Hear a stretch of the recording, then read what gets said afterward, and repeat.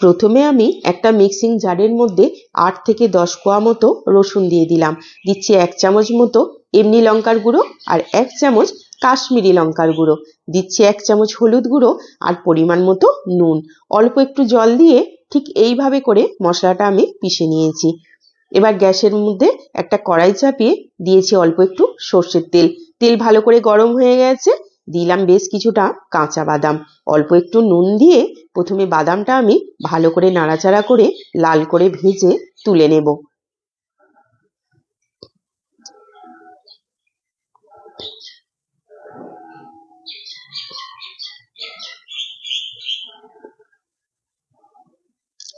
এবার ওই তেলের মধ্যে দিচ্ছি কিছুটা পরিমাণ কারি পাতা। কারি পাতাটাও একটু ভেজে নিয়ে তুলে নেব।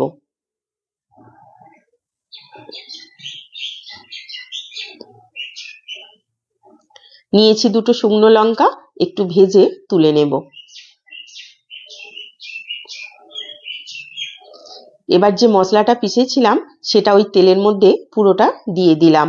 একটু কিছুক্ষণ নাড়াচাড়া করে নেব যাতে মশলার কাঁচা গন্ধটা চলে যায়।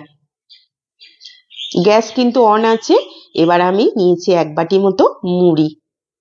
এবার মুড়িটা এর মধ্যে দিয়ে আঁচটাকে একদম কমিয়ে দিলাম। দিয়ে ভালো করে মুড়িটা আমি নাড়াচাড়া করে নেব। এতে মুড়িটা আরো বেশি মুচমুচে হয়ে যাবে আর এই মশলার পুরো টেস্টটা এই মুড়ির মধ্যে চলে আসবে। খেতে তখন খুব সুন্দর লাগবে।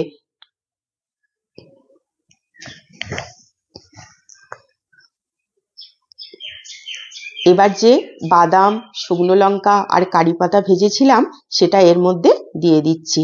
ভালো করে মিশিয়ে নেব। এখন তো শীতকাল, সকলেরই প্রায় সর্দি, জ্বর, মুখে অরুচি। এইভাবে বানিয়ে খেয়ে দেখবেন, খুব ভালো লাগবে, মুখের রুচি ফিরে যাবে। আর ঘরে থাকা সামান্য উপকরণ দিয়েই কিন্তু এইভাবে তৈরি হয়ে যায়। আমার রেসিপি কিন্তু শেষ হয়নি, আরো কিছু জিনিস আমি এর সঙ্গে অ্যাড করব। এখানে নিয়েছি 1 বাটি মতো সেও ভাজা।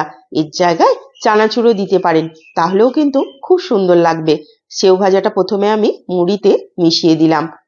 এবার নিয়েছি 1 চামচ মতো ভাজা মশলা, জিরে ভাজার গুঁড়ো এর মধ্যে আমি দিয়ে দিচ্ছি। খুব সুন্দর একটা সেন্ট আসবে আর খেতেও বেশ ভালো লাগে। আর দিলাম আমি নারকেল। নারকেল কিন্তু মুড়ির সঙ্গে বেশ ভালো লাগে খেতে, তার কয়েক টুকরো নারকেল দিয়ে দিলাম। আর দিচ্ছি একটা কাঁচা লঙ্কা। দেখুন, আমার কিন্তু এত সুন্দর একটা মুখরোচক মুড়ির রেসিপি সহজেই রেডি হয়ে গেল। ভালো লাগলে একটি লাইক করবেন, কমেন্ট করবেন আর আমার চ্যানেলটিকে প্লিজ সাবস্ক্রাইব